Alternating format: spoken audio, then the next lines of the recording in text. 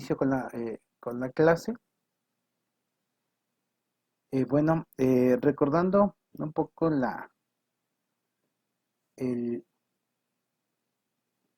el- el propósito de la sesión es distinguir diferentes etapas históricas de la educación en México, de tal manera que nosotros nos podamos percatar de la influencia de la educación de las personas para la comprensión de los cambios derivados de las reformas educativas, que básicamente es lo que a nosotros pues nos interesa esta parte de las reformas educativas. Y bueno, dimos un panorama muy generalizado de la política educativa en México desde la época prehispánica, pasando por la colonial, eh, un pequeño guiño de 1920 a 1970 y y algunas reformas de 1973 a 1976. Adelante, compañera María Guadalupe.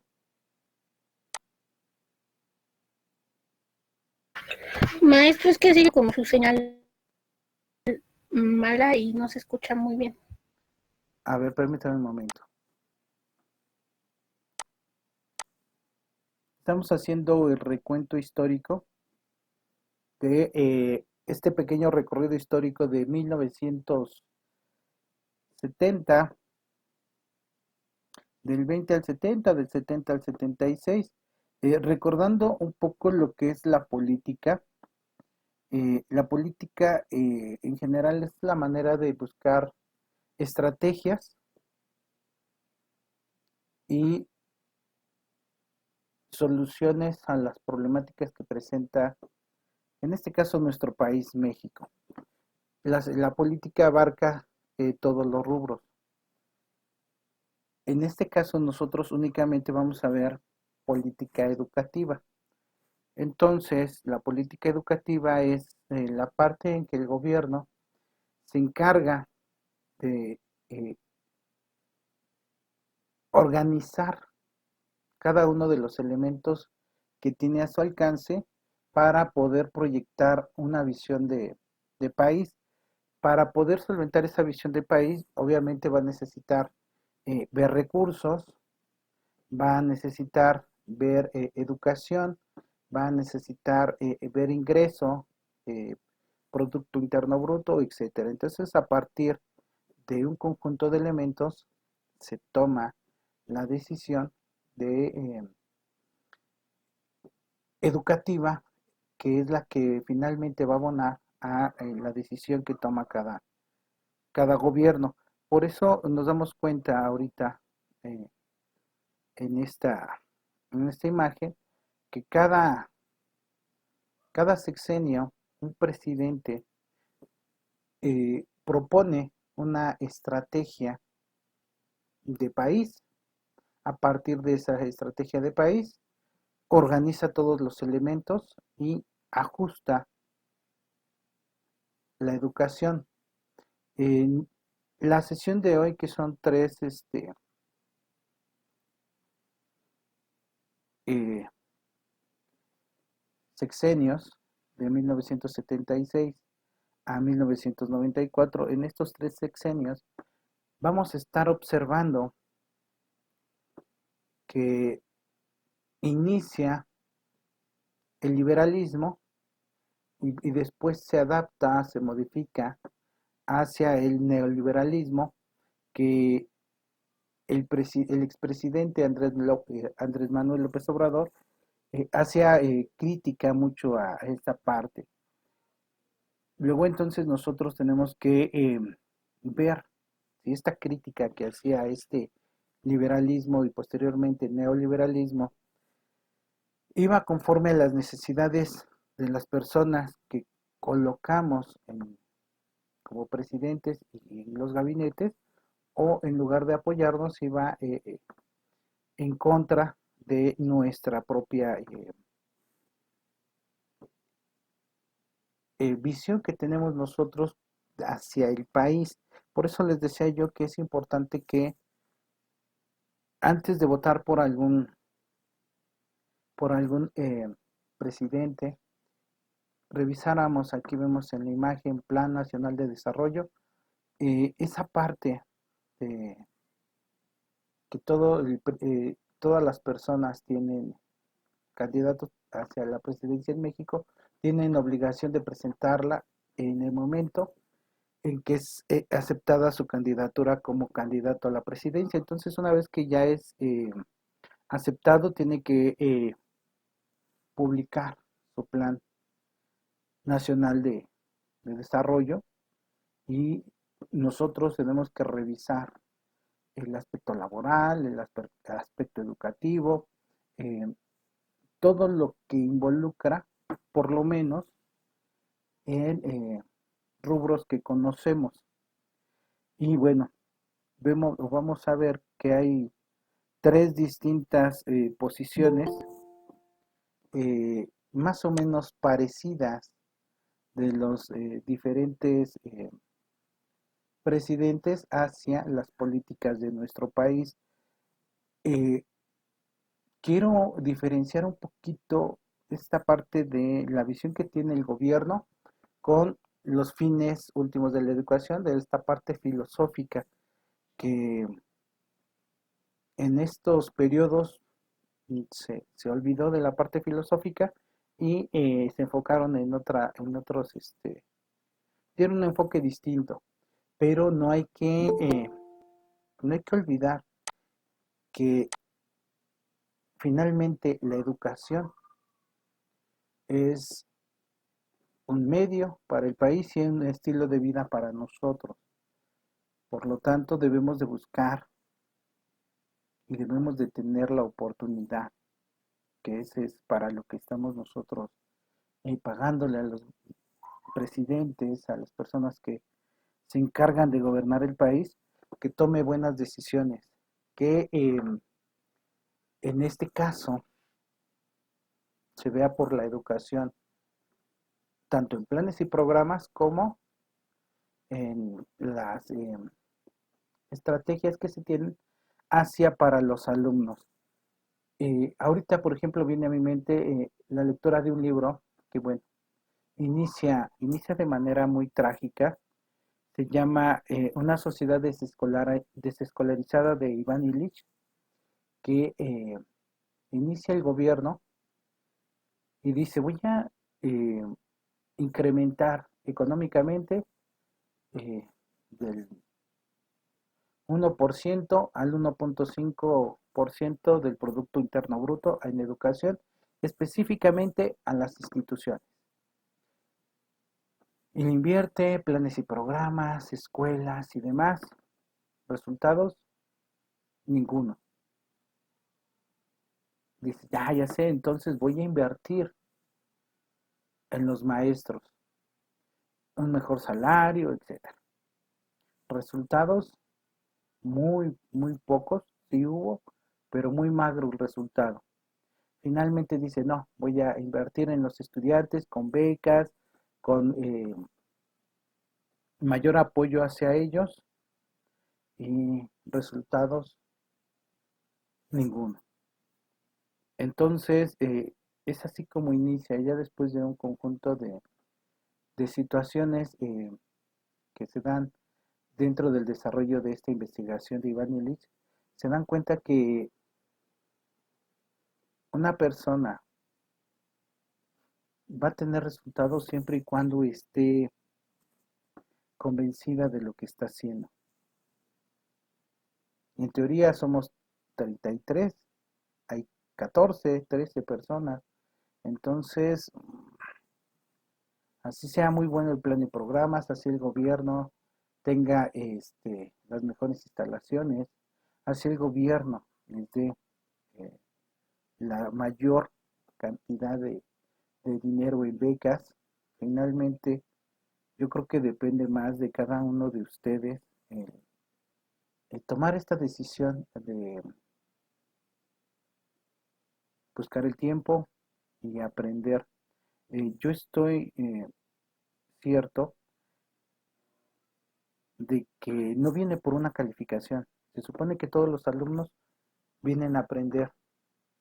Entonces, al necesitar o colocar, asignarle una calificación a cualquiera de ustedes, eso va a limitar una parte de su confianza, va a limitar una parte de, de su autoestima y le van a dedicar un poco de más atención a resolver tareas, a lo mejor al examen, pero finalmente vienen a aprender a entender cada una de las asignaturas que les imparten.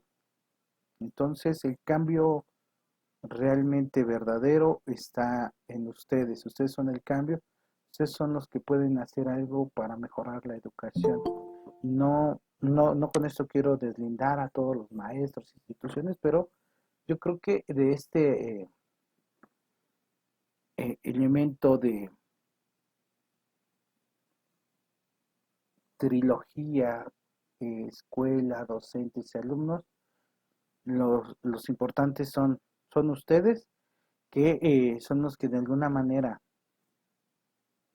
se van a quedar con el conocimiento para poderlo aplicar más adelante y poder entender algunas características que tienen los gobiernos hacia la educación y poder hacer lo que hacían antes los maestros, ir a protestar, ir a pedir cambios, independientemente de que les dijeran delincuentes o vándalos flojos, pero es aquí donde inician estas adecuaciones hacia los docentes y espero que con la sesión de hoy se vayan dando cuenta por qué se empieza a descalificar el trabajo docente, por qué se empieza a exigir más calificación a los estudiantes, independientemente del conocimiento, del análisis, de la reflexión que ustedes pueden realizar. Me di la tarea de revisar unos trabajos. En algunos hay una parte muy sustancial del tema, en otros les falta desarrollar un poquito de sus experiencias y conocimientos. Aquí se trata de escribir de lo que pensamos. Como es historia, pues no estamos mal, la historia ya está escrita, pero tenemos oportunidad de poderla entender. Una vez que la entendemos, podemos eh, ver o proyectar un futuro con base en los aciertos y no en errores que ya se cometieron a lo largo de estos casi de manera formal 120 años de educación en México. Entonces vamos a ver tres planes de desarrollo de la educación y eh, algunas características que, bueno, yo creo que ustedes puedan eh, identificar y reconocer. Plan Nacional de Desarrollo de 1976 a 1982, Plan Nacional de Desarrollo del 1982 a 1988 y Plan Nacional de Desarrollo de 1988 a 1994, que bueno, son 18 años, son tres periodos presidenciales que cada uno de alguna manera abonó a un proyecto de nación que probablemente no es el que necesitábamos, probablemente se tomaron malas decisiones, pero bueno, finalmente ahí está. Y el primero fue de 1970 a 1976, recordando un poquito este periodo del presidente Luis Echeverría, el desgaste del modelo económico anterior para eh, un evidente cambio en cuestiones de la economía. También es importante ver en, que más adelante van a suceder algunas situaciones en las que cae redondo nuestro presidente, situaciones en el mundo, pero bueno, entonces aquí veníamos de una época de bonanza, de abundancia, y del 70 empieza a caer la economía. Y se recuerdan por ahí de 1940 empezó la Segunda Guerra Mundial y nosotros al unirnos a Estados Unidos y mandar un escuadrón, el escuadrón 201, como premio de consolación, vaya la expresión, hubo un acuerdo en donde nosotros íbamos a maquilarle a Estados Unidos la mayor parte de sus productos. Es ahí donde le llaman el milagro mexicano. ¿Por qué? Porque tuvo desde que yo tengo uso de razón, siempre ha estado en nuestro, la ganancia del Producto Interno Bruto entre 1, 2, 3, cuando más el 5. En esta época llegó al 8%. eh, entonces había de todo, había dinero para hacer eh, eh, lo que se quisiera. Entonces se invirtió muy bien en diferentes rubros, pero del 70, 76, eh, Estados Unidos se fue llevando sus fábricas y nosotros nos quedamos viendo unos a otros nada más, sin saber qué hacer. Me quedé sin trabajo y ahora qué hago. Y por eso es que está o inicia este periodo eh, de modelo de desarrollo compartido, donde busca estrategias para poder sobrevivir. Llega eh, este presidente José López Portillo, 1976 a 1982, y inicia, pues, si recordamos, con ciertos problemas económicos, pero eh, viene viene una idea, vienen a salvarlo, vienen a salvarnos. Bueno, perdón, dejen hago un paréntesis. Eh, Durante este periodo del 45, 50 al 70, más o menos, el dólar eh, fue, fue decayendo, nuestra moneda se fue elevando, de tal manera que en una época entre 1955 a 65, daban $2 por un peso. $2 por un peso.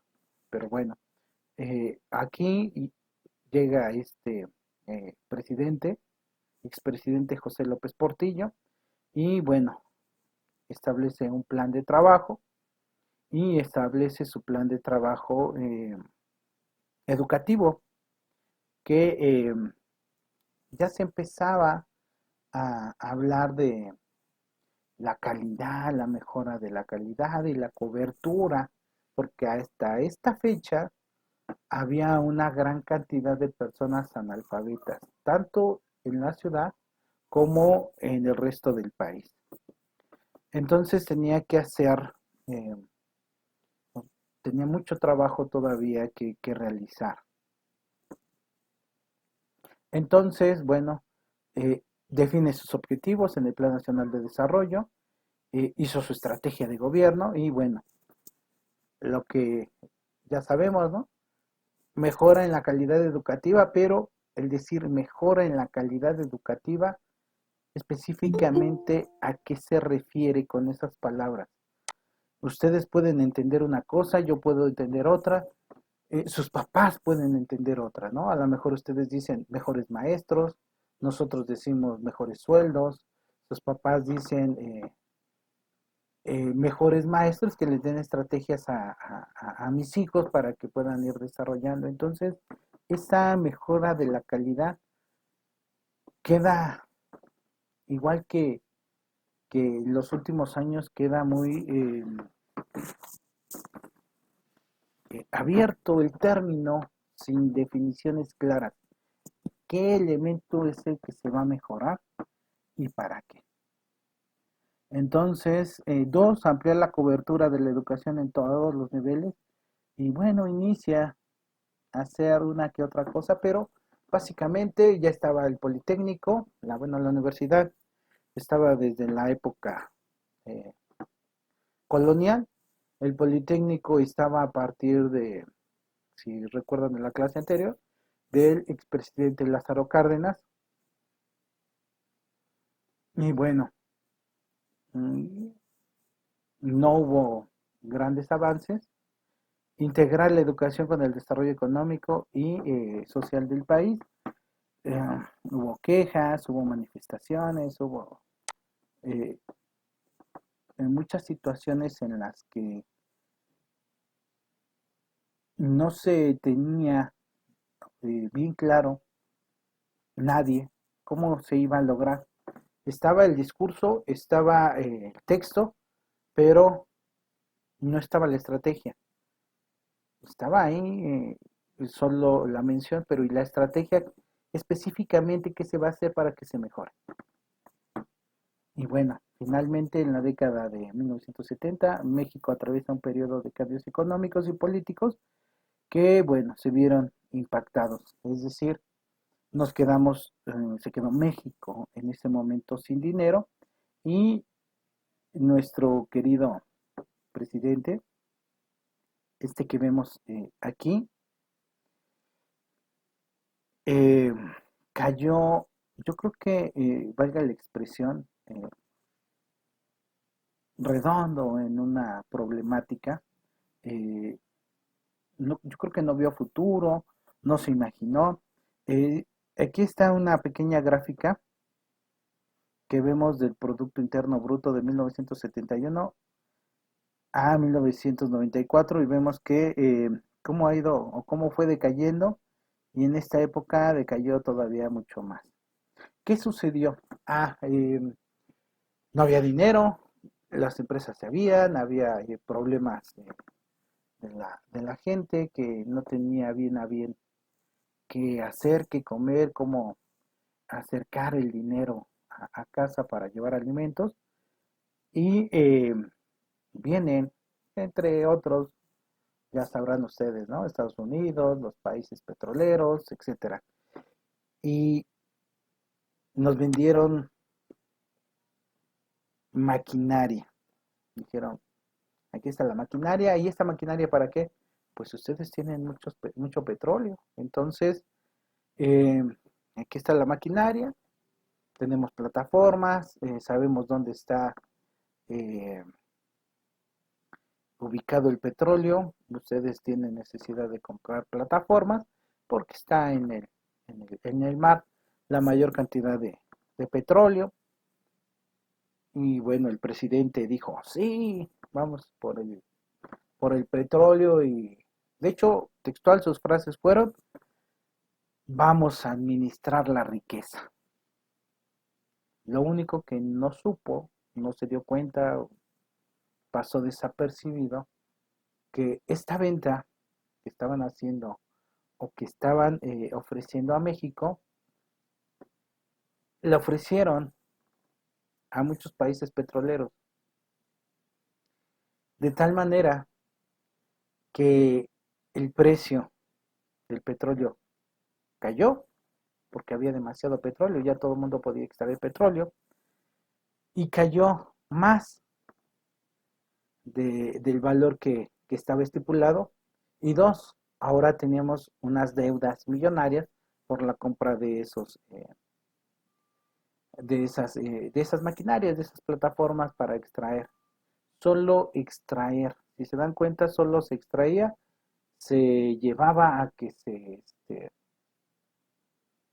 eh, pudieran manufacturarlo en petróleo, en diésel, en gasolina, en combustibles, etcétera, y lo volvíamos a comprar, pero ahora más caro porque vendíamos la materia prima y ya comprábamos el producto. Entonces solo nos vendieron una parte de, de todo el proceso, la parte más cara y la parte que obtiene menor rentabilidad. Por lo tanto, imagínense cómo habrá sido ese periodo eh, del presidente. De hecho, vean sus discursos, lloró por esa parte de- del error que cometió. Bueno, ese es el discurso oficial. La realidad, eh, quién sabe, está complicado de poderlo explicar, pero bueno, lo oficial es lo que dice, lo que está presente. Los objetivos era expansión de la cobertura educativa, es decir, llevar a todos los lugares educación. Hasta la fecha creo que no se logra, no se ha logrado cubrir con ese objetivo de 1976, fortalecimiento de la educación primaria. Iba muy bien hasta antes de la pandemia, con el expresidente Andrés Manuel López Obrador, decayó mucho esta parte de la educación.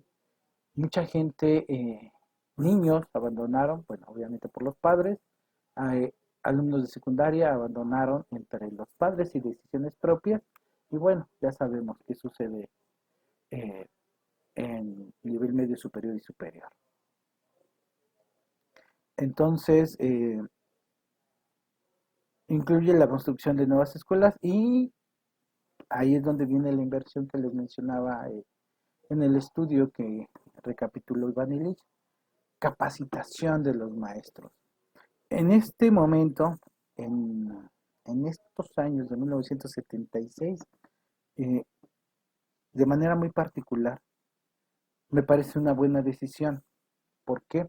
Porque veníamos de una mala capacitación de maestros y personas que probablemente no eran maestros, es decir, tenían una carrera o terminaban la secundaria o terminaban la preparatoria, se jubilaba la mamá y bueno, la plaza como era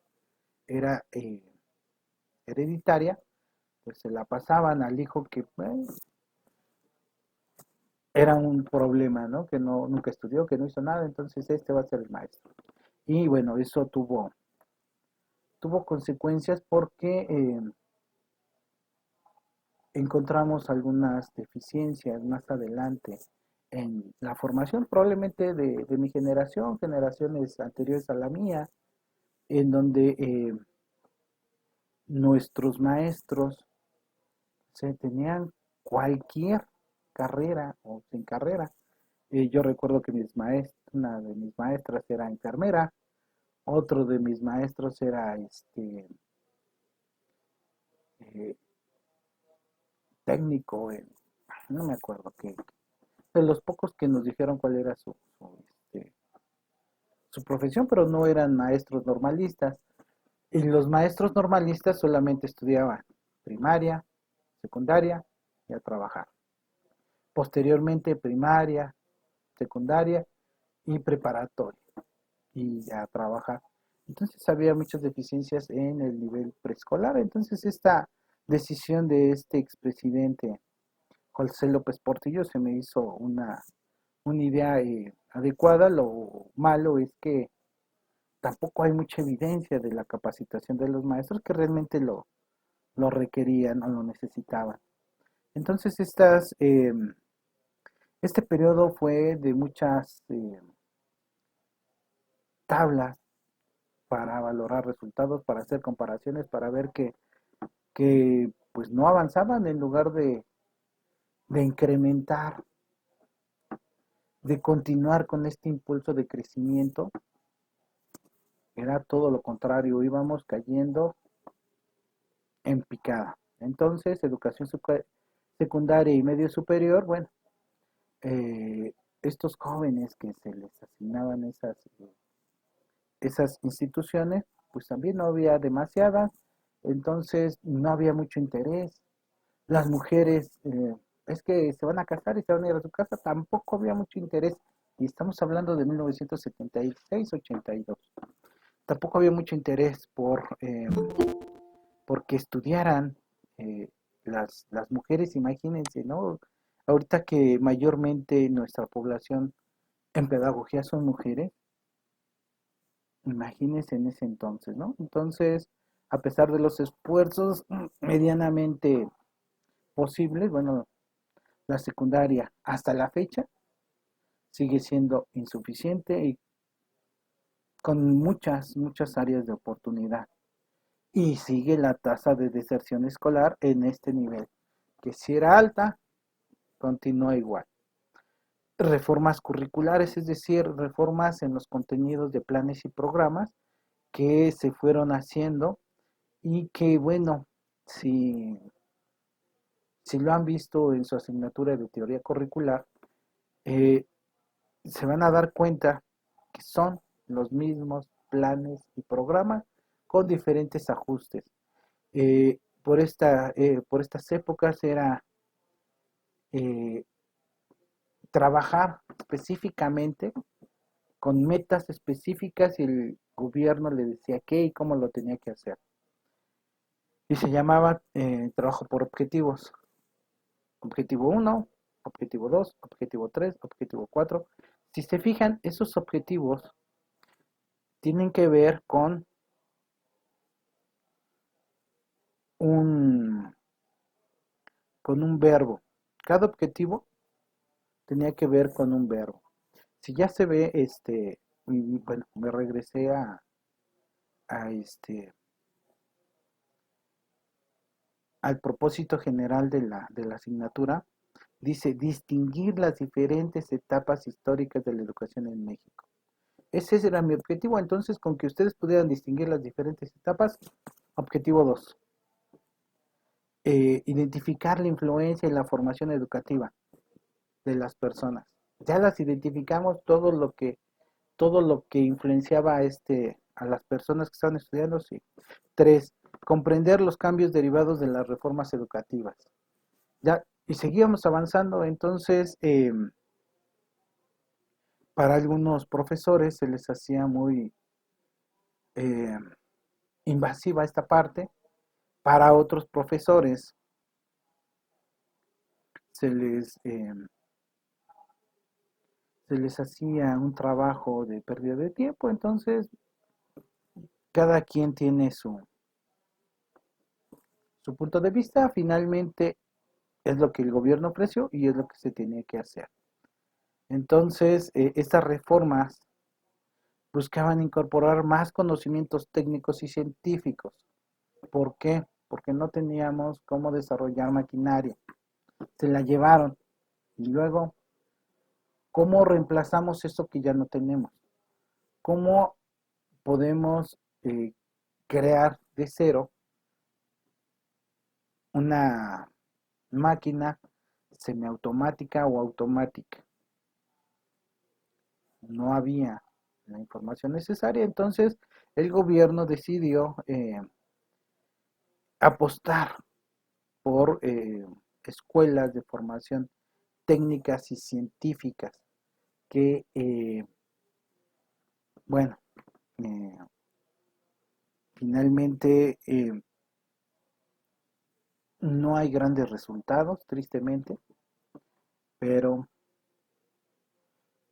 continuamos, ¿no? Entonces, y se inicia con la descentralización. Es cuando les mencionaba el gobierno, dice, pues ya no puedo pagar, ya no hay el dinero suficiente. Entonces, yo como gobierno les doy una cantidad del Estado y el Estado se tiene que ver la manera que con los recursos que tiene y con los recursos que capta específicamente de su Estado, pues mantener la otra parte del sueldo de los profesores. Entonces, los sindicatos, por ahí hay un poco de incertidumbre, de inquietud, entonces alcanzaron a separar algunos maestros, yo creo que el 50% de la base docente de los estados es estatal y el otro 50% es federal, es decir, pertenecen a la CENTE y el gobierno en automático el gobierno federal les paga y organiza, les da los días y todo, bonos y demás. Y a nosotros, los estatales, eh, nos da el gobierno del estado una parte del salario y la otra parte se lo da el gobierno federal al gobierno del estado para que le integre. Y eso nos obliga a cumplir requisitos o necesidades que surgen del gobierno del estado, del que se trabaje, del estado de México, del estado de Aguascalientes, del estado de Veracruz, eh, distintos o en algunas ocasiones complementarios a planes y programas oficiales. Es decir, llevamos planes y programas oficiales, pero si el gobierno se le ocurre hacer alguna otras actividades, también se tienen que hacer independientemente que ningún estado lo haga, tiene esta facultad. Entonces, aquí hay procesos en el Estado de México políticos, procesos económicos y procesos administrativos. De tal manera que el gobierno le dio la facultad al gobierno de cada estado de otorgar, evidentemente, certificados de primaria, secundaria, preparatoria y licenciatura. Lo único que no le dio a los estados la libertad es de eh, darles un título y una cédula. Eso, esa autoridad se la quedó el gobierno federal. Entonces, al final de nuestros estudios, a partir de aquí, el gobierno federal se encarga de otorgarnos título y cédula. Viene el Ministerio de Educación, la gestión descentralizadora de la educación y un montón de quejas, marchas, mítines, etcétera. Y se impulsó la educación técnica y profesional orientada a satisfacer las necesidades del mercado laboral en ese momento, es decir, le apostaban a decirle otra vez al mundo, aquí está México, véanos, somos mano de obra barata, bien hechos y mándenos sus empresas y nosotros maquilamos su trabajo. En esta parte de la descentralización educativa, bueno, interviene todo, ¿no? Lo administrativo, lo educativo y otorga ciertas autonomías a los estados, que bueno, ya lo habíamos mencionado. Y aquí me encontré esta línea del tiempo, por si la quieren ustedes revisar, la creación de algunas instituciones como el CONALEP, que se creó por esos años, la Universidad Metropolitana, el Colegio de Bachilleres, el CONACYT, etcétera. Entonces, por esos años, de 1970, 76 al 80, 82, se crearon estas instituciones con miras a lograr eh, solucionar esos problemas. Pero en cuestión educativa, se crea la UPN, que bueno, finalmente da unos resultados muy magros en cuestión educativa, es específica para pedagogos y no hay ningún pedagogo que pueda hacer el cambio, que pueda compartir una estrategia, que pueda hacer, valga la expresión, el Paulo Freire mexicano, el Databa, no sé, finalmente no cumplió con esas características. El CONALEP, ustedes ya saben qué reputación tiene el CONALEP. La única, la Universidad Metropolitana, pero bien a bien no sabemos qué hace, cuáles son sus egresados, eh, en dónde, en dónde laboran, cuántos egresados tiene, qué resultados tiene el egresado ya como profesional. Y el CONACYT que tiene, que está lleno de mucha corrupción, o por lo menos eso esbozaba el expresidente anterior. Y bueno, se crearon estos, se invirtió dinero, como les decía, creando estas instituciones. Y los resultados, entonces, había este plan de incorporar valores cívicos sociales para que ustedes, en este caso los alumnos de aquella época, tengan estos valores que ustedes ya los recibieron, los valores de la preescolar, primaria, secundaria, y que si los digo al azar, son los mismos valores que tienen ustedes: respeto, solidaridad, eh, a lo mejor la otra edad, honestidad, que son todos los valores educativos, pero los valores familiares, los valores religiosos se van desdibujando a lo largo del tiempo. Entonces se incorporan estos valores sociales cívicos para justamente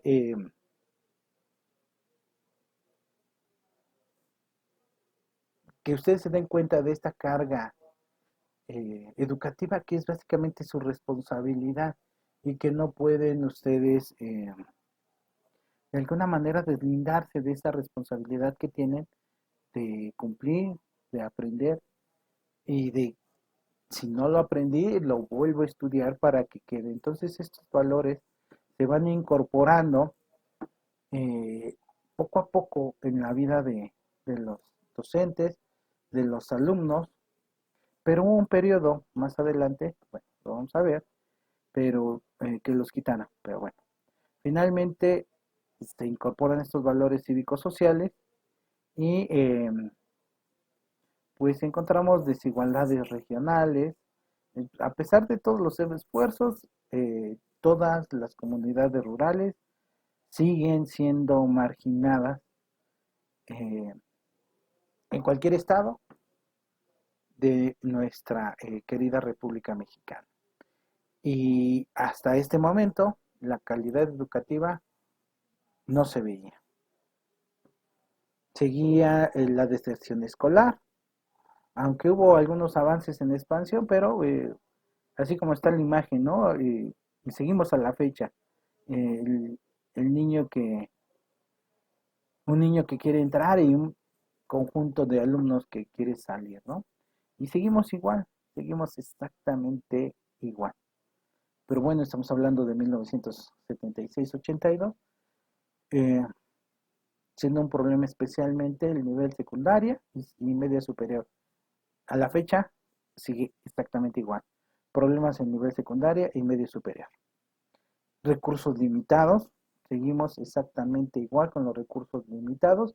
Luego entonces les piden una cooperación para que se pueda dar el servicio en las escuelas. Exige el gobierno muchas cosas, pero no da el recurso. Quiere que haya internet para que se puedan descargar boletas, para que se pueda eh, mandar oficios, para que y el dinero, por lo menos pon la computadora e internet. No, eso es a través de la cooperación de los padres. Pero, ¿y no que está prohibido?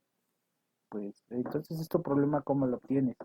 Y lo que hicieron en esta época fue, eh, se daba en las tiendas escolares, antes se llamaban cooperativas, porque el maestro, bueno, los maestros y los alumnos se encargaban una, dos, tres veces al año de vender los productos y guardar ese dinero. Entonces, la inversión del producto se separaba y las ganancias se iban guardando.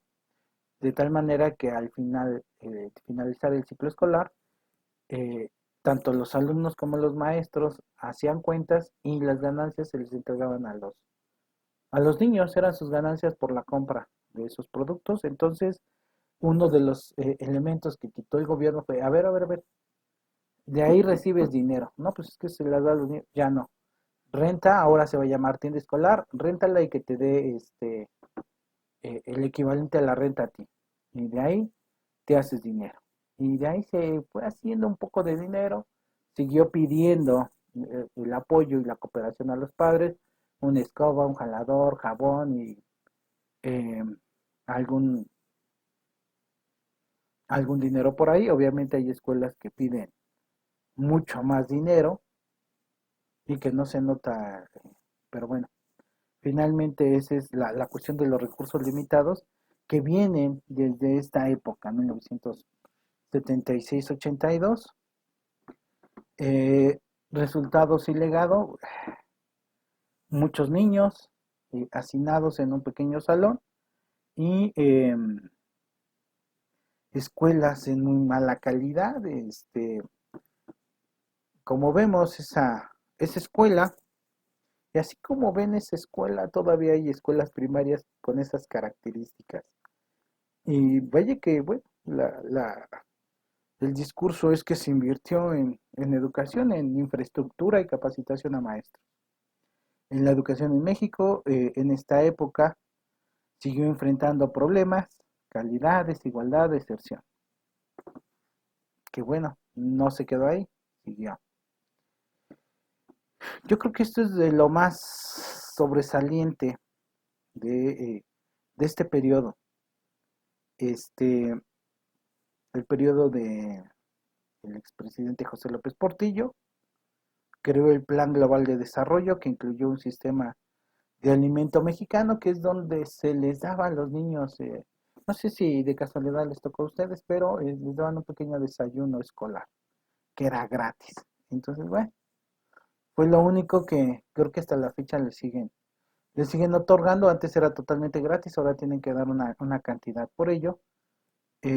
Aumentó considerablemente la deuda externa, entonces ahora de tener dinero de sobra, ya no había dinero, de valer el dólar, el peso, $2 por un peso, ahora tenemos que dar 3, 4 pesos por un solo dólar y empezó ahí el declive de nuestro país. Y bueno, se descubrieron importantes yacimientos de petróleo, pero finalmente no sirvió de nada. No sirvió de nada porque el precio del petróleo bajó y la deuda incrementó. Es ahí que nosotros tenemos esa deuda externa y posteriormente más adelante eh, mucho más deudas que se fueron incrementando.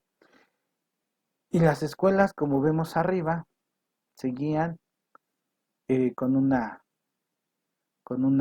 mínima inversión, aunque el discurso decía, se invirtió en escuelas, vemos esta fotografía del pizarrón del profesor, que es una cabañita que alguien donó o que alguien prestaba y en las mesas, en algunas ocasiones regalaban la mesa, ponían unos palitos y los niños tenían la obligación de llevar su silla a la escuela. Entonces, inversión muy magros, el modelo económico que va ligado a la educación, alianza para la producción, entonces se unieron varios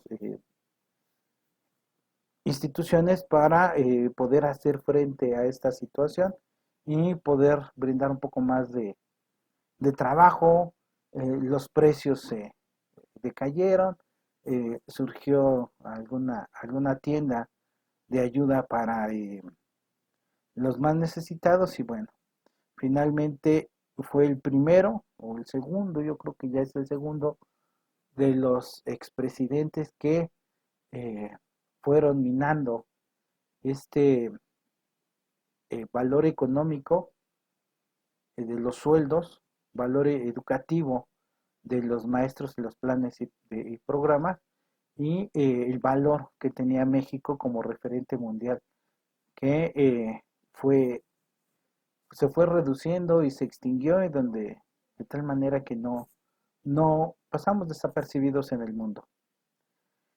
Eh, este dato es importante, del 76 al 82, desde desconcentración de la SEP y los programas de escuelas para todos los niños, gobierno del presidente, nivel educativo se supone, y la alfabetización le echó mucho más ganas, el país México, y lo relevante es aquí que teníamos o se utilizó o era la orden de utilizar la teoría cognitiva. ¿Qué sucedió? Que un gran porcentaje de maestros no conocía la teoría cognitiva. ¿Cómo enseñaba? A partir de lo que, así como le enseñó el maestro anterior, él le enseñaba exactamente igual, con los mismos aciertos y a lo mejor con más errores. Y era la obligación de tener y de trabajar con esta teoría cognitiva, que es la teoría del conocimiento, justamente para desarrollar este más técnicos y más científicos. Pero bueno, finalmente se termina el sexenio y todo el mundo descansó, dijo gracias. Viene este nuevo presidente, Miguel de la Madrid Hurtado, del 82 a 1988, ya va a ser diferente. Y bueno, a partir de todo eso, el lema dentro de su plan de desarrollo fue austeridad y modernización. ¿Por qué austeridad? Ya pudimos entender un poco los problemas que estaba viviendo México, problemas económicos, e intentar superar la crisis económica de México. En eso se le fue al presidente o expresidente, que por cierto ya murieron los dos, Miguel de la Madrid Hurtado y José López Portillo. Tenemos una alta inflación, una fuerte devaluación del peso y una recesión económica. Todo de 82 a 88. Cuando pensamos que nos iba a ir mejor, todavía el peso cayó mal. Fíjense que desde esa época, del 80 y del 70, a el siguiente periodo de Carlos Salinas de Gortari, se devaluó tanto la moneda en esos 2 años, 10 años, perdón, eh, 15 a lo mucho, que cuando llega el expresidente Carlos Salinas de Gortari le tuvo que quitar 3 ceros al peso. Es decir, si ahorita nuestro peso dice que son 20 pesos por $1, póngale 3 ceros. 20,000 pesos por $1. En este momento, si no le hubiese quitado eh, los 3 ceros el expresidente Carlos Salinas de Gortari, estaríamos igual o peor que Argentina. Debido a estas situaciones que se fueron incrementando, acumulando y de alguna manera concatenando en nuestro país. Se va la inversión, eh, baja el precio del barril del petróleo, incrementa la deuda y finalmente el expresidente dice austeridad y modernización, que de austeridad y de modernización en el gobierno no hubo nada, absolutamente nada. En 1982 México se encontraba en medio de la crisis económica y profunda debido a la caída de los precios del petróleo y que fue y sigue siendo, tristemente, nuestra principal fuente de ingresos después de las remesas que envían. O sea, es decir, no producimos absolutamente nada que nos deje una fuente de ingresos al exterior. Nada tan fuerte, o sea, a lo mejor sí se exporta algunos que otros productos, pero nada tan fuerte como las remesas y la venta del petróleo. ¿Y cuántos años han pasado y seguimos exactamente igual? Es aquí donde entra la liberación de la economía. Aquí empiezan los problemas para algunos de nosotros. En ese momento existían escuelas eh, privadas, pero era para los niños que corrían de las escuelas públicas. Este niño es muy inquieto, etcétera. Los corrían y para eso era la escuela privada. Entonces, bueno, aquí el plan de desarrollo y los 6 años de esfuerzo se fueron en superar la crisis económica, tratar de controlar la inflación y la estabilización macroeconómica, que finalmente con las reformas estructurales y económicas se pudo apalear un poquito esta parte. se intentaron hacer algunos cambios en cuestión de las barreras arancelarias y la promoción de exportaciones. Entonces hicieron un poco de acuerdos de, oye, estoy muy mal, échame la mano, no cobres tantos aranceles para que yo pueda vender mi producto más barato este, y tenga yo recursos. Entonces algunos países bajaron los aranceles para que entrara el producto mexicano, que mientras estuvo en la mano de obra, por ahí estaba el lema que todo mundo decía, y digo literal, todo el mundo. Si está hecho en México, bien hecho está. Ese era el lema en cuestión de herramienta, maquinaria. Pues México tuvo una armadora de vehículos en ese momento, una armadora de camiones del gobierno. El gobierno se encargaba de hacer vehículos y camiones, a lo mejor no muy bonitos, pero competitivos para nuestra población. Entonces, cuando viene la liberación, es decir, se le da a las manos privadas algunos elementos importantes. ¿Por qué? Porque el gobierno ya no tenía dinero ni tenía la manera de hacerlo. Entonces se entrega a manos privadas algunas empresas paraestatales, así se llamaba paraestatal, y las paraestatales, en teoría, eh, eran del gobierno y son las que se encargaban de tomar a todos los egresados de todas las carreras e integrarlos inmediatamente al laboral y tener su trabajo desde ese momento que egresaron hasta que se jubilaran. Pero eh, pues las empresas privadas empezaron a tener ciertos cambios porque las visiones son distintas. La visión del Estado en ese entonces, que mucha gente critica, era un Estado paternalista. Es decir, yo llegaba con papá Estado, oye, no tengo trabajo, a ver, incorpórate en Pemex. Oye, papá Estado, no tengo trabajo, incorpórate en Compañía de Luz y Fuerza. Oye, papá, no tengo trabajo, incorpórate en Comisión Federal de Electricidad.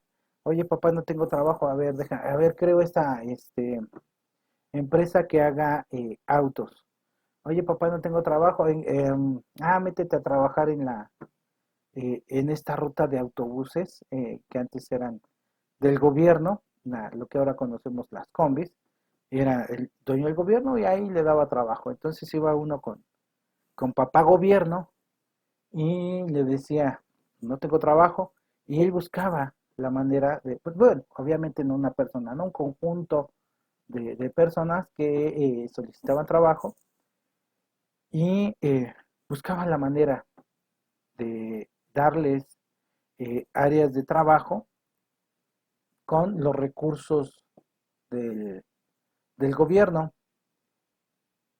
Eh, Hoy acabo de salir eh, y soy docente. A ver, creen una escuela más para esta cantidad de docentes que salieron. Soy enfermera, soy doctor, creen un hospital. Soy arquitecto, a ver qué hacemos. Creen el Infonavit. Y ahí que los arquitectos se encarguen de diseñar casas para el pueblo. Es que gobierno, padre, ayúdame, no tengo casa. Hay ingenieros que se encargan de hacer casas. Oye, quiero salir de vacaciones, papá gobierno, y no tengo, a ver, creen una línea de aviones y entonces el gobierno se encargaba hasta este momento de ofrecer la solución a todo. Por eso le llamaban gobierno paternalista. Y obviamente las empresas privadas eh, en su momento eh, con singular alegría dijeron, sí, te ayudamos, eh, déjanos algunas empresas y te ayudamos a ti gobierno para que te quites algunas cargas. en cuestión de pagar sueldos, en cuestión de... Pero ¿por qué era una carga? ¿Por qué no era una ganancia? Bueno, tristemente, nuestra eh, eh, compañeros laborales, compañeros de profesión, población, se encargó de abusar de todos estos oportunidades que daba el gobierno. Si trabajaban en ferrocarriles, se robaban hojas, se robaban tintas, se robaban máquinas, se robaban petróleo, se robaban todo. Si trabajaban en compañía de luz, se robaban cobre, si trabajaban en petróleo, si trabajaban en Mexicana de Aviación, si trabajaban en Infonavit. Entonces era un saqueadero impresionante, de tal manera que el gobierno dijo, sí, ya me quito de eso, sigue funcionando y alguien más que les pague, nada más págame a mí, pues la renta del nombre, ya después le quitaron eso y ya nada más págame los impuestos de lo que te genera. Entonces, la liberación comercial fue el primer elemento, desafíos de liderazgo y comercio, diferentes enfoques en la liberación y ejemplos de liberación comercial que más adelante los vamos a ir revisando, pero bueno, ya mencioné creo que la mayoría. Desarrollo social, aunque el plan se centró en la estabilidad económica, si vemos ahí está en la parte de abajo la balanza, el que con este modelo de desarrollo que ya iniciaba esa parte neoliberal, pues sí, eh, pues no raro, ¿no? Pero el que tenía más se hizo multimillonario y los pobres, pues nos hicimos más pobres, recibiendo solo migajas de estas cantidades de dinero que se llevaba los altos mandos del gobierno y las empresas privadas. Por eso, bueno, más adelante en el sexenio de Carlos Salinas de Gortari, podemos encontrar que unos años después de que vendió Telmex, eh, Carlos Slim se hizo multimillonario de tal manera que fue el millonario o billonario, trillonario número uno del país. Ya de ahí fue el Chapo, pero bueno, esa es otra historia. Entonces empieza este modelo de desarrollo neoliberal. Este plan marcó una transición hacia el modelo neoliberal, es decir, la nueva liberación o liberación de mucho más elementos, es decir, adelgazar al Estado en cuestión de otorgar trabajo, en cuestión de solucionar estos los problemas de la sociedad y que se encargue la propiedad privada y que finalmente cada uno de nosotros se rasque con sus propias uñas en cuestión de educativa, en cuestión de trabajo, en cuestión de viajes que en su momento la Constitución mexicana decía que teníamos que tener vacaciones y distracciones, y etcétera. Pues ahí se quedó. Desde este momento ya no se movió nada hasta la llegada del expresidente Andrés Manuel López Obrador. No se movió una sola cosa a darle más libertades al trabajador, darle más días de descanso, darle más vacaciones, darle más sueldo, darle más aguinaldo. No se movió absolutamente nada mientras vemos cómo los bolsillos de los empresarios privados iban en incremento. Y nosotros cada vez vivíamos peor. Entonces empieza las principales medidas y acciones de austeridad eh, fiscal, reformas laborales y sindicales y más problemas. Eh, Difícilmente, si ustedes se perciben, se dan cuenta, pues difícilmente ante esta situación, ¿quién de ustedes le ponía mayor atención a la educación Si no había trabajo, salía el licenciado y pues de taxista que viene de ahí viene esa historia. No, yo era pedagogo, pero trabajo en taxi. De ahí vienen esas historias, ¿no? Porque no había, el gobierno ya se lavó las manos y dijo, pues vete a la empresa privada o busca otras áreas. Yo soy ingeniero, yo soy arquitecto, vete a las áreas privadas, yo ya no me encargo de nada de eso. Entonces el gobierno empezó a perder recursos económicos porque todo eso de alguna manera tenía una ganancia. Y esa ganancia ya no la estaba teniendo el gobierno, la estaban teniendo las empresas privadas, de tal manera que esas ganancias que se tenían era para cobrar menos impuestos. Al ya no tenerlas, entonces incrementamos los impuestos. El impuesto era del 10%, el IVA, y entre más cosas venda el Estado, menos recursos tiene y más impuestos cobra. Pero si se han fijado, por ahí hay grandes empresarios que no pagaban impuestos y que entonces toda la carga de impuestos era para el pueblo, toda, porque no pagaban y hasta la fecha algunos empresarios siguen sin pagar impuestos. Pero ¿qué pasa si nosotros no pagamos impuestos? Inmediatamente llegan y nos meten a la cárcel, lo pagamos o pagamos. Y los empresarios sin pagar impuestos. Entonces vienen las reformas laborales durante el gobierno de Miguel de la Madrid. ¿Por qué? Porque los empresarios influyen en el gobierno para decir, oye, eh, les das muchos días de vacaciones, yo no se los voy a dar. Oye, le das mucho sueldo, yo no se lo voy a dar. Oye, le das mucho aguinaldo, eh, la prima vacacional, etcétera. Entonces, el gobierno toma la decisión de modificar la ley y eh, los empresarios acatan lo que dice la ley, que finalmente los mismos empresarios fueron los que eh, establecieron esos parámetros. Ellos dijeron, esto y esto es lo único que les voy a dar, lo demás es mío. Y de ahí viene el enriquecimiento, que nosotros pues no nos alcanza absolutamente para nada y ellos cada día se vuelven más y más y más millonarios. De tal manera que pues el gobierno ya no tenía dinero, eh, la población tampoco tenía dinero porque no hacía pues no hacía básicamente nada más que sobrevivir. Entonces el gobierno va al Fondo Monetario Internacional y pide dinero. Ahora no tan solo no tiene dinero, ahora también tiene una deuda. Y el país, 5, 6, 10 escalones más abajo.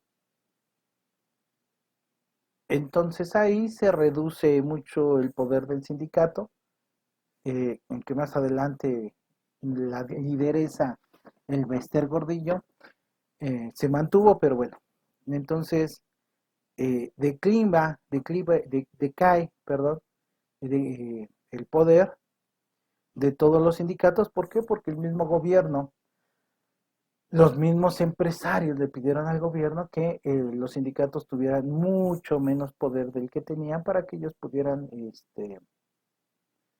seguir haciendo las sinvergüenzadas que hicieron con los trabajadores en su momento, a lo mejor con sus papás o con sus abuelos, fueron víctimas de estas tropelías de estos empresarios, que muchos se quedaron sin una pensión a pesar de que habían pagado y que les habían descontado esa parte, etcétera, ¿no? Exceso de horas de trabajo, un sinfín de situaciones que eh, fueron viviendo o padeciendo eh, los trabajadores en esa época. Se incrementa la desigualdad laboral y incrementa la inversión privada y bueno, se sigue una ideología a la que empiezan a redactar reformas y reformas, y los altos mandos de cualquier área del país se super enriquecían, y nosotros, los trabajadores, cada vez más pobres. Durante este periodo se llevaron a cabo privatizaciones y reestructuraciones en diversas industrias, lo que afectó pues a los trabajadores y a los sindicatos. La reforma sindical de Miguel de la Madrid, que no fue hecha por él, la publicó y la estableció como presidente, pero fue hecha por eh, un puño en su momento yo creo que siguen siendo 7 o 9 grandes empresarios de México, que es el que imponían la agenda del país. Entonces,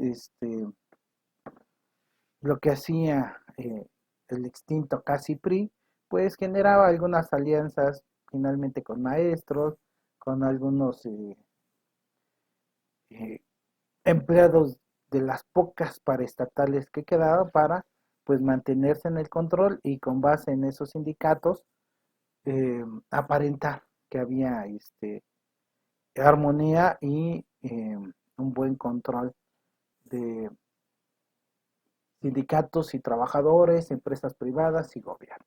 Pero finalmente fue apariencia, los desafíos de los sindicatos, eh, fue básicamente hacer corporaciones, y nos damos cuenta que en esta parte estaba ligado el voto, la asamblea y el estatuto.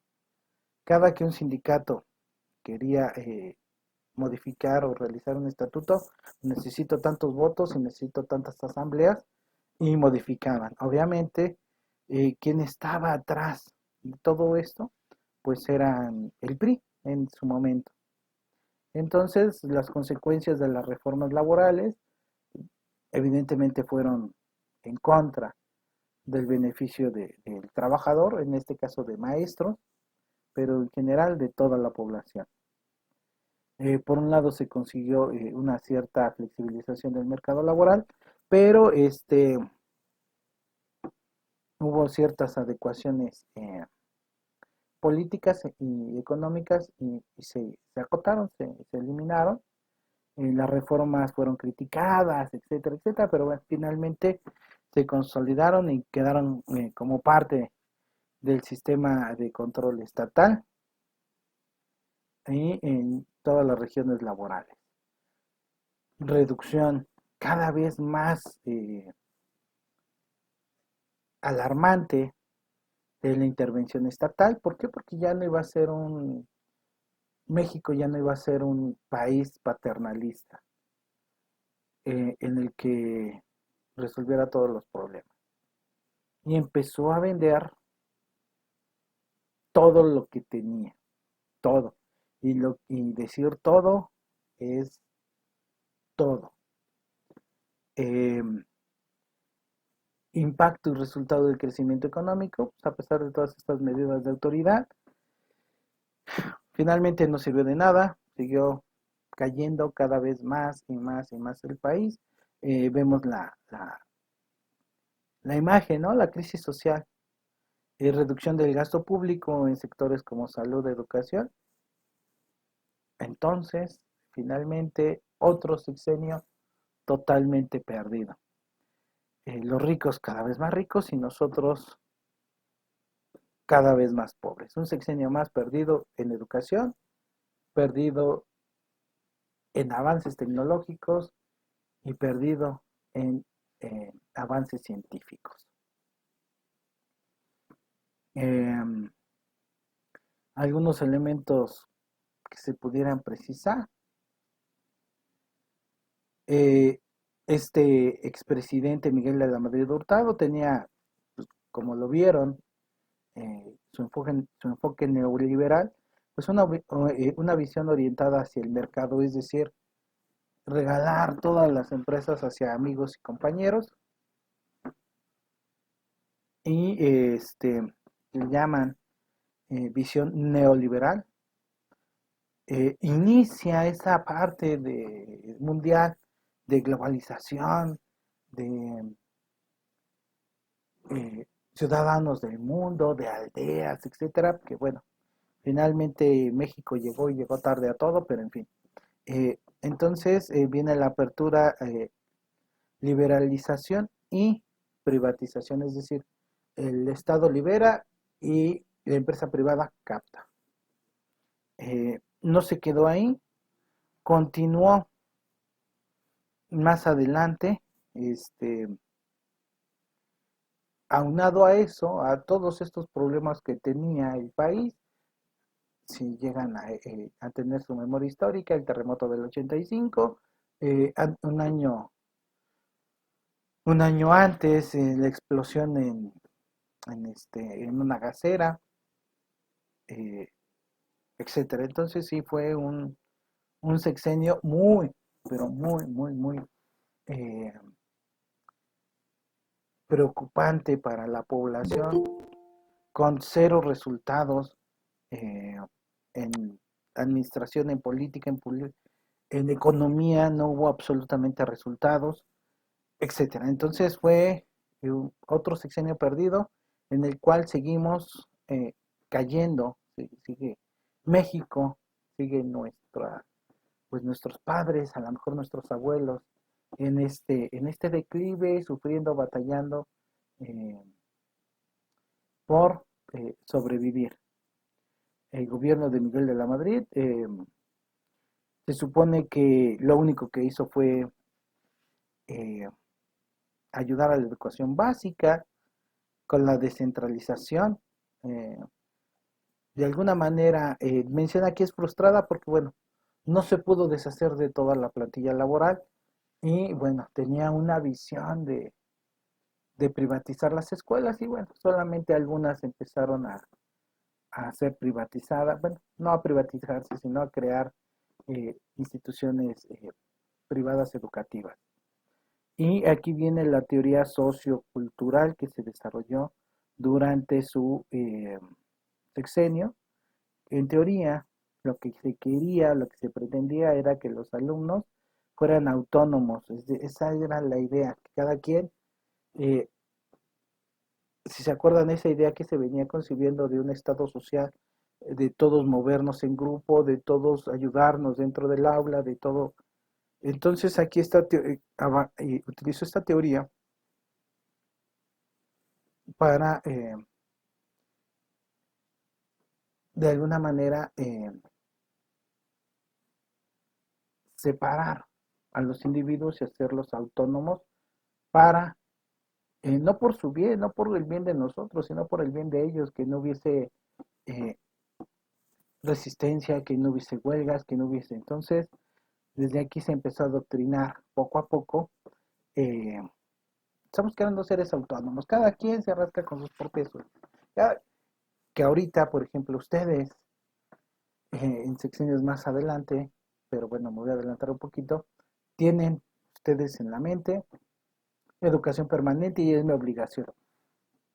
Cuando antes la educación permanente era obligación de la persona que lo estaba contratando, es decir, donde usted trabajaba, ellos tenían la obligación de capacitarlo dentro de su horario laboral y pagándole esas horas.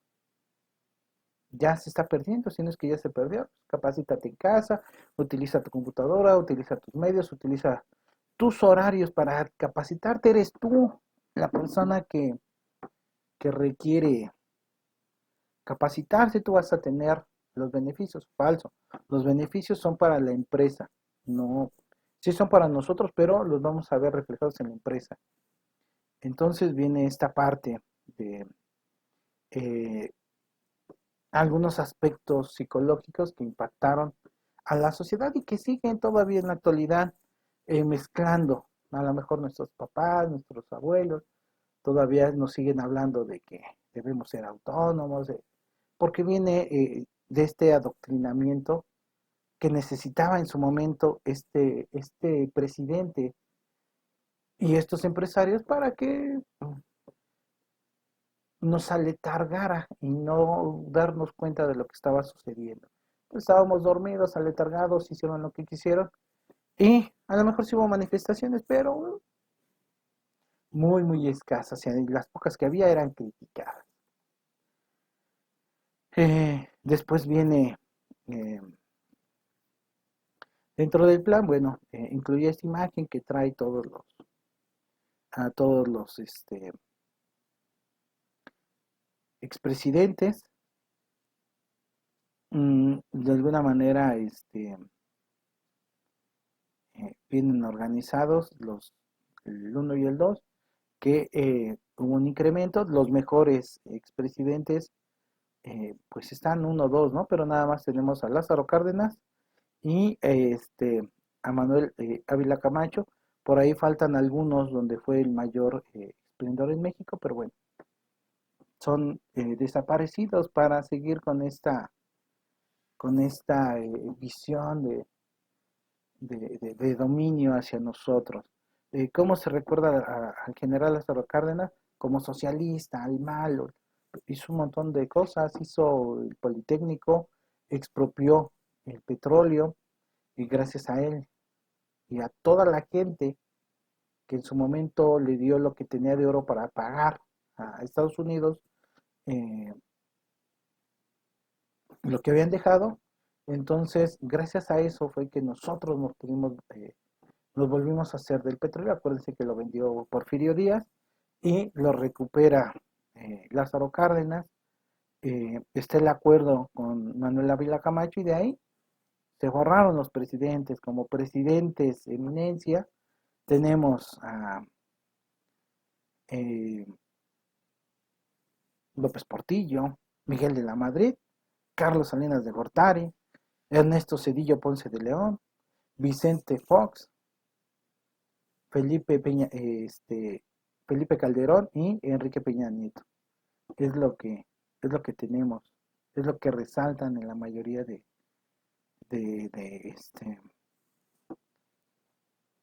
imágenes que encontramos en diferentes libros, en diferentes textos, y es lo que va resonando un poco. Entonces, viene Carlos Salinas de Gortari haciendo algunas cosas, ya estaba trabajando lo de Telecan, que bueno, así se llamó en un principio, más adelante lo vamos a ver, que era el Tratado de Libre Comercio de América del Norte, y pues estábamos, o están los que seguimos, México, Canadá y Estados Unidos, que se empezó a tratar, se empezó a trabajar, bueno, finalmente se concretó en 1992 con el expresidente Carlos Salinas de Gortari, que bueno, aquí ya es donde viene, ya inicia su, este, su mandato. No lo quise poner como primera imagen, porque bueno, vamos a darnos cuenta de algunos elementos, por eso dije, no, este expresidente lo dejamos para más adelante. Vamos a ver su visión y lo que hizo él. Sí, fue muy, muy radical en cuestión de, eh, valga la expresión, a rajatabla, impuesto de manera autoritaria el neoliberalismo. Lo poco que quedaba, a él no le importó, sin tocarse el corazón, miles de personas quedaron fuera. En este sexenio eh, hay una gran devaluación y que mucha de la población, mucha, o sea, no uno, dos, un conocido, eh, había estado medianamente estable dentro de todo lo que escuchamos. Se atrevía a comprar una casa, se atrevía a comprar un carro, pero aquí empezó los créditos, entonces tenía crédito de casa, crédito de auto. Llega este presidente Carlos Salinas de Gortari, eh, hace dos que tres cosas, inflación, devaluación, etcétera, que fue con intención. Al paso de los años, grandes expertos, grandes investigadores se dieron cuenta que él sí fue con toda intención, de evaluaciones, y todo lo que hizo fue a la mala. Entonces esa gente de un crédito, a lo mejor ustedes tienen un crédito de un vehículo que tienen que pagar por el vehículo, vamos a poner eh, 500,000 pesos de un vehículo que compraron, entonces su mensualidad son de 7,000, 8,000 pesos. Con este impacto que tuvo estas, esto que hizo Carlos Salinas de Gortari, la devaluación, la inflación y todo eso, su deuda fue impagable, impagable. Entonces, perdían lo que ya tenían, y aparte tenían la deuda, y como no podían pagar, se iban a la cárcel. ¿Qué hizo la gente durante este periodo? Mucha gente tristemente se suicidó, porque dijo, si yo me mato, mi familia se queda sin deudas y se queda con algún bien, con la casa o con el carro. Yo de cualquier forma voy a estar en la cárcel, no voy a poder aportar, mi familia va a estar en la calle. Entonces, mucha gente llegó a realizar ese tipo de situaciones, porque eh, ahí es donde surgió o se hizo más popular esta frase, valgo más muerto que vivo. Y fue una época muy, muy triste, una época muy desalentadora. Fue, yo creo que ha sido estas últimas, Peña Nieto, eh, Felipe Calderón, Vicente Fox y Cedillo y Carlos Salinas de Gortari. Estamos hablando de 30 años donde la tristeza, la desolación no tuvo impacto. ¿Quién iba a tener ideas y ganas de ir a la escuela con esto que sucedió? Yo, que era médico, tenía problemas. ¿Por qué? Porque compré una casa de campo, acabo de comprar mi carro, ya no tienes nada. Te vas a la cárcel o pierdes todo. ¿Quién tenía ganas de estudiar? Por más esfuerzo que hiciera el director de la escuela, el maestro de la escuela, pues ni el estudiante ni el padre de familia podían concentrarse ante esta situación. Pero bueno, finalmente, después de este triste inicio de sexenio, pues tenemos el Tratado de Libre Comercio, que intentó bajar aranceles para poder vender más productos. Aquí la visión que tenía es, sí está bien el Tratado de Libre Comercio, sí voy a vender productos, pero eh, no de la paraestatal, sino de mis amigos, las empresas privadas. Entonces el gobierno de Carlos Salinas de Gortari hizo todo, absolutamente todo, para poder eh, tener eh, los beneficios para sus amigos pues, que estudian con él en Harvard, que tenían estas ideas de apoyarse entre ellos y demás.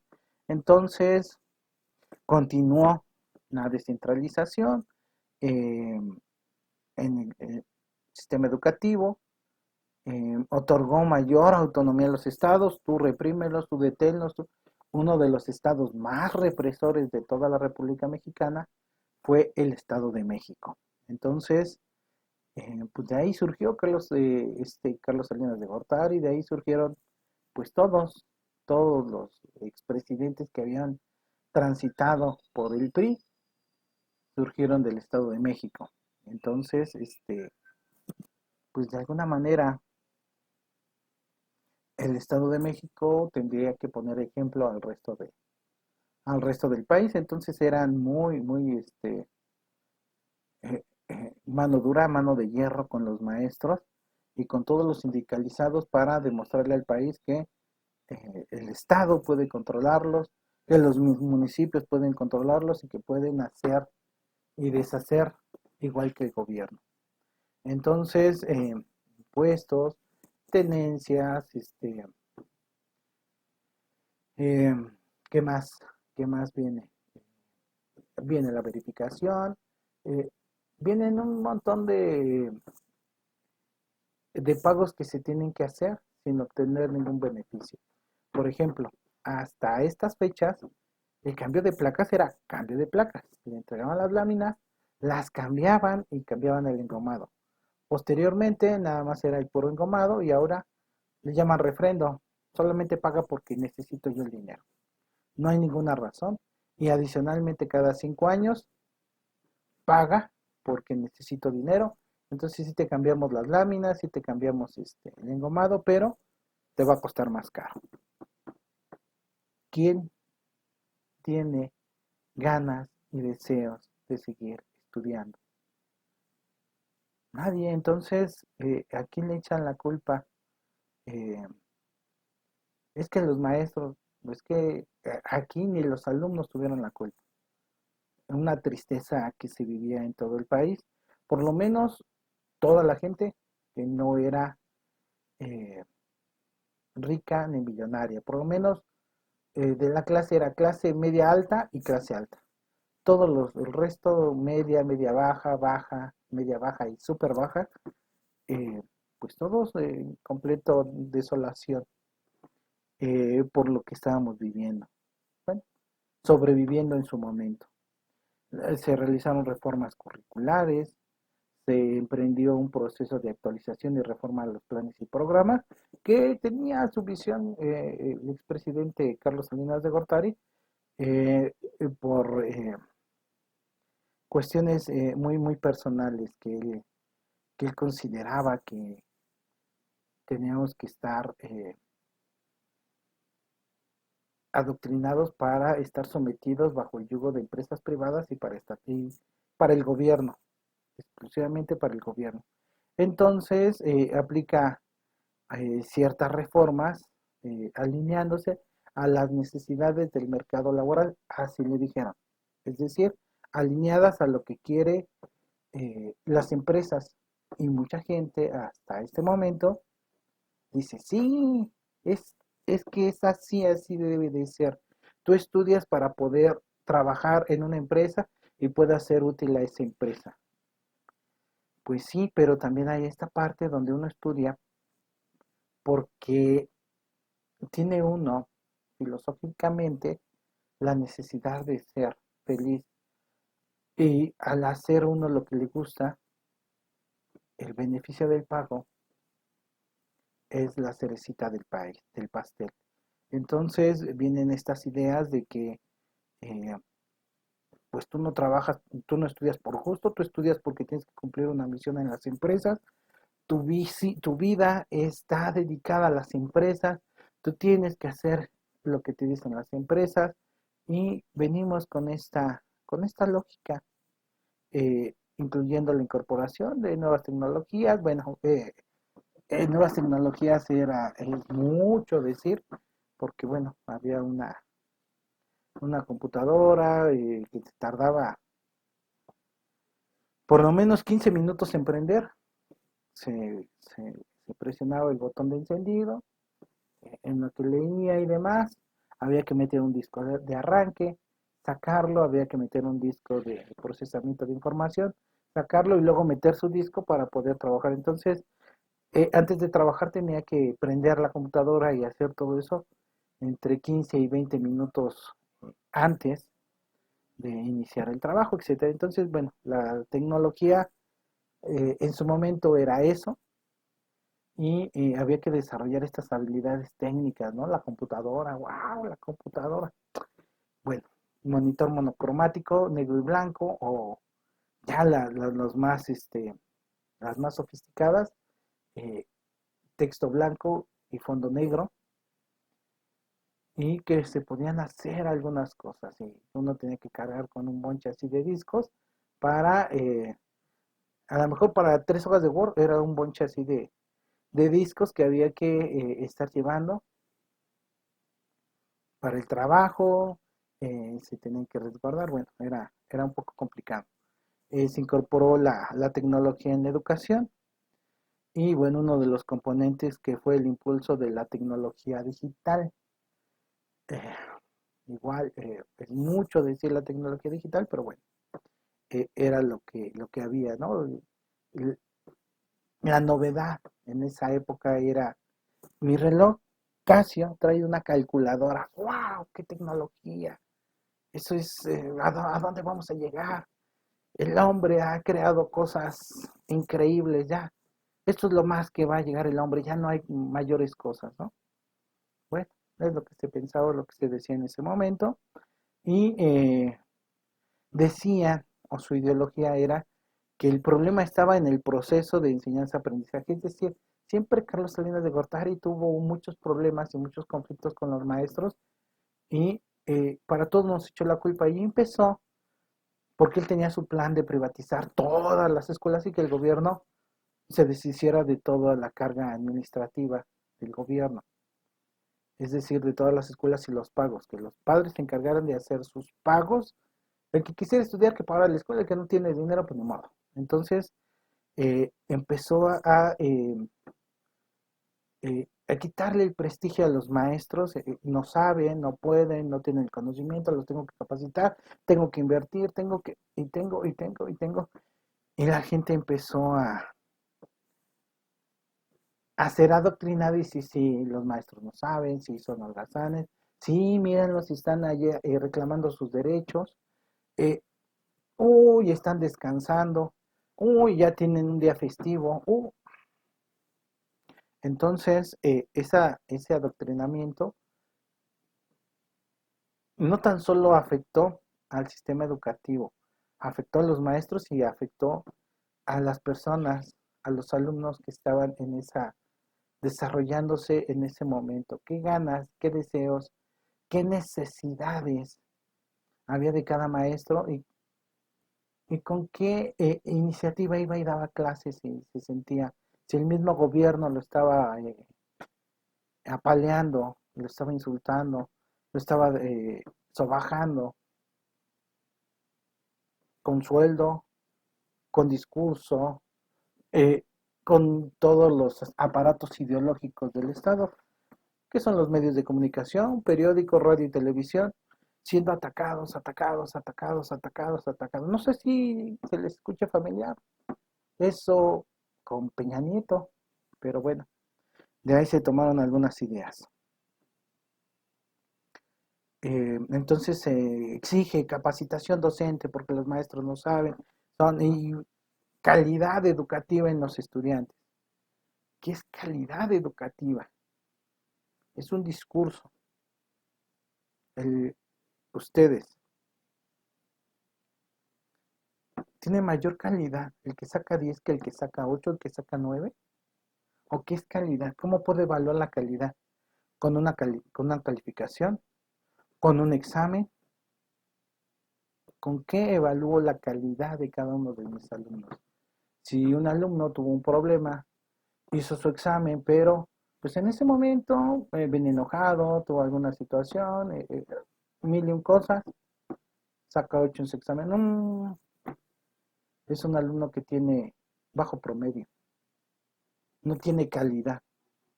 Y un alumno que de casualidad sacó 10, este sí es muy complejo, es muy difícil decir quién tiene calidad educativa y quién no.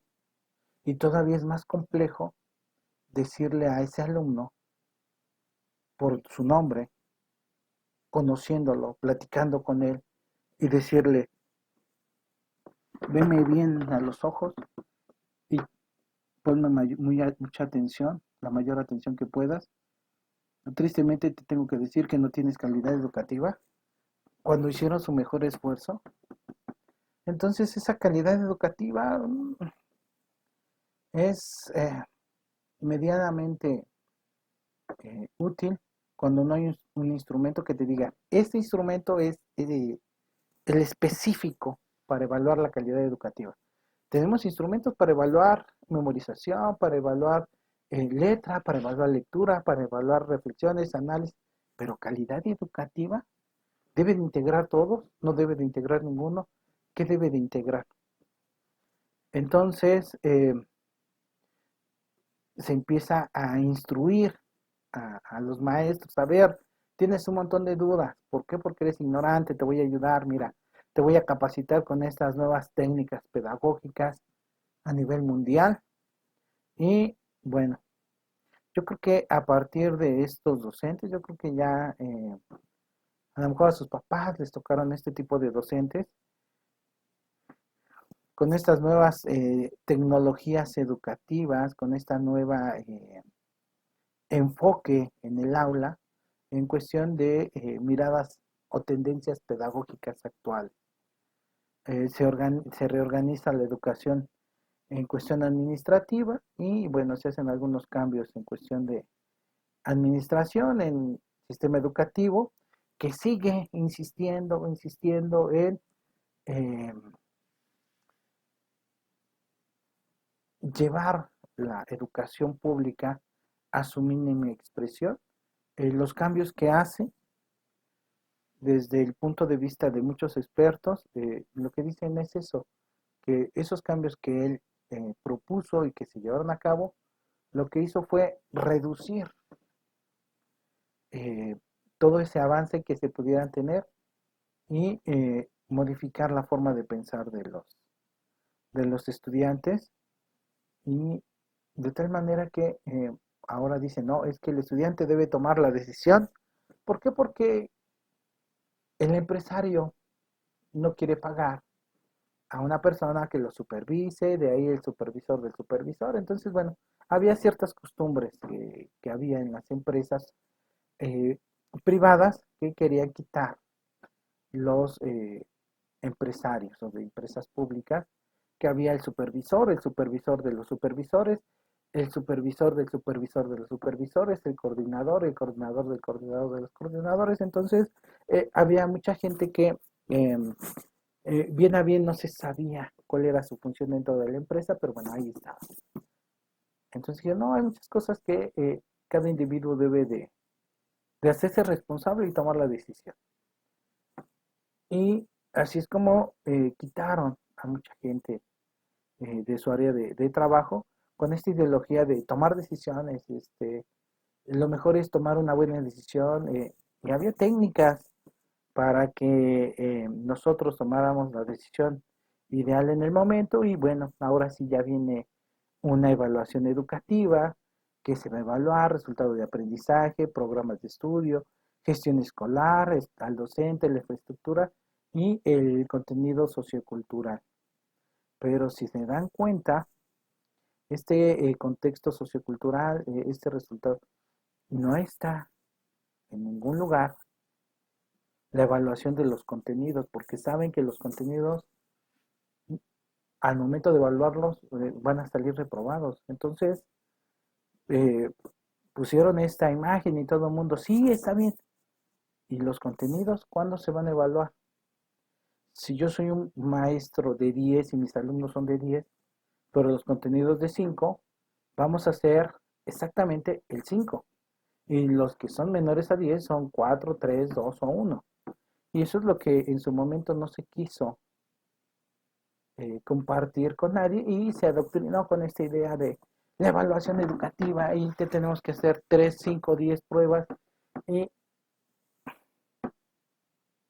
seguimos a la fecha con la necesidad de evaluarlos. Tenemos un examen al final, sugerencia, hacemos 2 o 3 exámenes, no, nada más uno.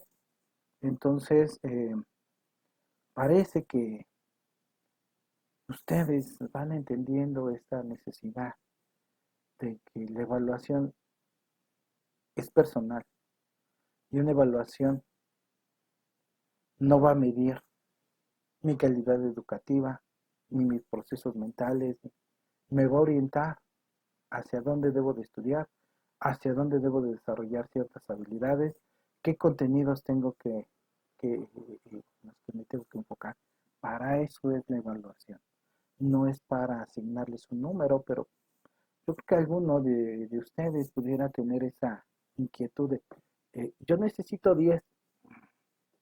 No, usted necesita llevarse la mayor cantidad de contenidos, de reflexiones, de análisis, de experiencias, pero seguimos buscando que nuestros alumnos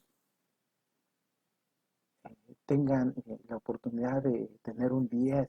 El 10 es lo que vale, no, lo que vale es la educación, el proceso que van desarrollando, eh, la modificación de su personalidad con base en contenidos y experiencias. Pero bueno, esto, si nos damos cuenta, no incluye en la evaluación educativa.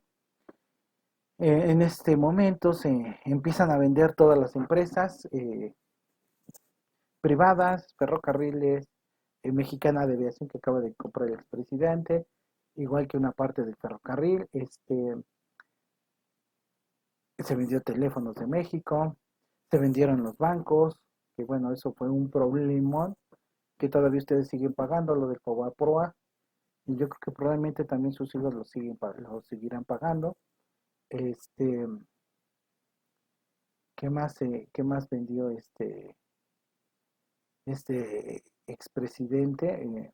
Entre un sinfín de, este, de cosas, ¿no? Que vendió, bueno, esas son las más relevantes. Teléfonos de México, ferrocarriles, Mexicana de Aviación, los bancos, este, y algunas otras empresas que pertenecían al Estado. Entonces, eh, al vender eso, si usted me dice en qué se invirtió ese dinero, no sabemos. ¿En dónde está toda esa cantidad de dinero que se recibió de la venta? Se redujo porque acuérdense que tenemos una deuda externa. Se redujo la deuda externa, se pagó lo que se debía de del equipo que compró el presidente o el expresidente anterior sobre las plataformas, ¿no? Entonces ese dinero, ¿dónde está? Se perdió. No está ese dinero. Se construyeron unas que otras escuelas para decir que se estaba haciendo infraestructura, que es este tipo de escuelas que comparto aquí con la imagen. Tienen esas características, esas escuelas que se construyeron durante ese momento, pero esas escuelas que se construyeron no significan ni el 0.001 de la cantidad de miles de millones de dólares que se recibió por la venta, la privatización o la renta de las empresas que tenía el gobierno. A partir de ahí, justo de este momento, el gobierno, el Estado mexicano deja de ser una nación paternalista y se convierte en una nación administradora. Justo es el momento donde se hace el cambio de ser paternalista a administrador, de tal manera que el Estado dice yo soy el administrador de los bienes, yo sé a quién le cobro y a quién no le cobro. Y como siempre, pues nos cobra a nosotros. Pero para no buscarse mayores problemas, pues ya no nos pedía tantos impuestos, pero se iba y pedía al Banco Mundial que le prestaba más dinero. Y la deuda seguía incrementándose. Primero porque debíamos las plataformas, luego porque se pidió dinero al banco, al Fondo Monetario Internacional, después al Banco Mundial, y pues, había que pagar réditos, había que eh, pedir más dinero. De hecho, todavía, ¿quién fue? Creo que fue Ernesto Cedillo Ponce de León que pidió dinero a Estados Unidos directo. Se los dio en el momento y bueno, en ese o en el siguiente sexenio se pagó, pero sí, en esta época era muy común de llegar y la noticia, el gobierno pidió tal cantidad de miles de millones de pesos. Otra vez y la deuda. Y, y mucho del dinero que se tenía o se tiene en la actualidad en México es para pagar esto, para pagar intereses de todo el dinero que iba a decir se malgastó, pero no, ni siquiera se gastó, de todo ese dinero que en, bolsa de alguien se quedó y que de alguna manera no impactó a ninguno. Entonces, bueno, se incrementaron la construcción, de, y se rehabilitaron, que eso fue más de las escuelas en las zonas marginadas, justamente para eso, ¿no? Para la fotografía y el dinero que se obtuvo de la venta, aquí está, reforzamiento de la educación secundaria y media superior, que no hubo tal reforzamiento, pero bueno, el discurso, los medios de comunicación, pues es lo que de alguna manera adoctrinaban a la población, las alianzas con la iniciativa privada, eh, mientras la gente exigía que la educación era un derecho, pues ellos veían más que la educación iba a ser un negocio para sus grandes aliados con las iniciativas privadas, el fomento a la educación técnica y profesional, por lo mismo, ¿por qué? Porque las empresas querían, pues ya no capacitar, sino que ya saliera listo para que dentro de su trabajo a usted le pagaran 10 pesos y el patrón se llevara 100 por cada día de trabajo. Entonces, el objetivo era formar una fuerza laboral capacitada para responder a las demandas del mercado, ¿no? Era para responder a la privatización y para que estas grandes empresas siguieran incrementando su capital y el sueldo fuera miserable para todos nosotros. El resultados y evaluación del programa, pues hubo mejoras en la cobertura, pues ya estamos hablando de 1990, entonces tuvo que haber tenido alguna, algún resultado, esta inercia que tenía en la construcción, en la necesidad de quitar erradicar la analfabetización, este, seguir construyendo escuelas,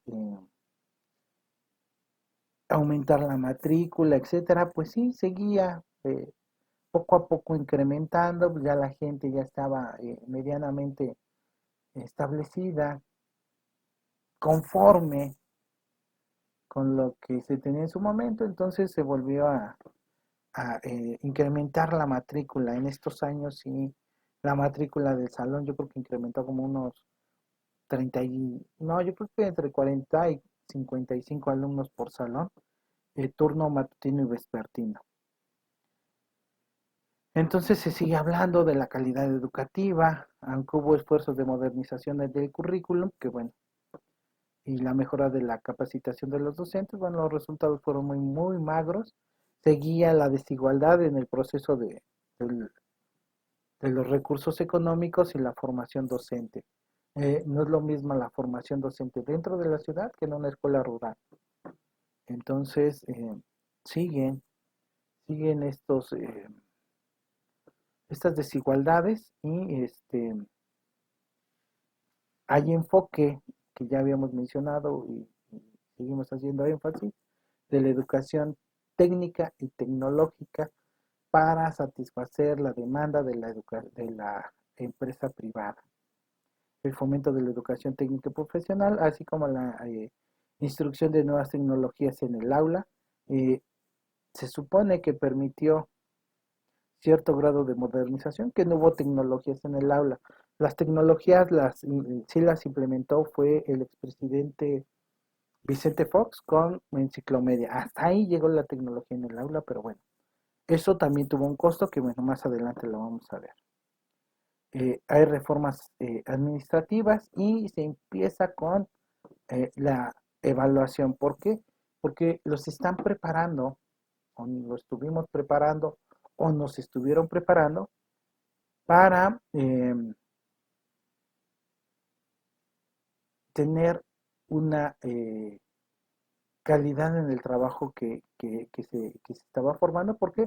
Porque era el boom, era el momento de las ISO. Entonces tenían que prepararnos en las ISO y poco a poco irnos de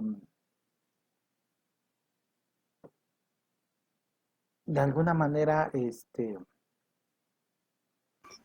introyectando nuestras ideas de,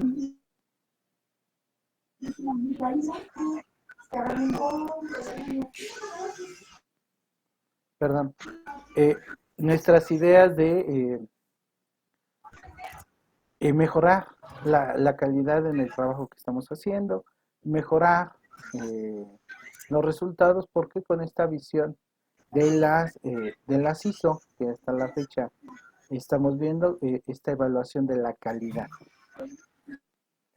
Tenemos el programa para la modernización educativa, que bueno, no tuvo grandes resultados, no hubo grandes avances y eh,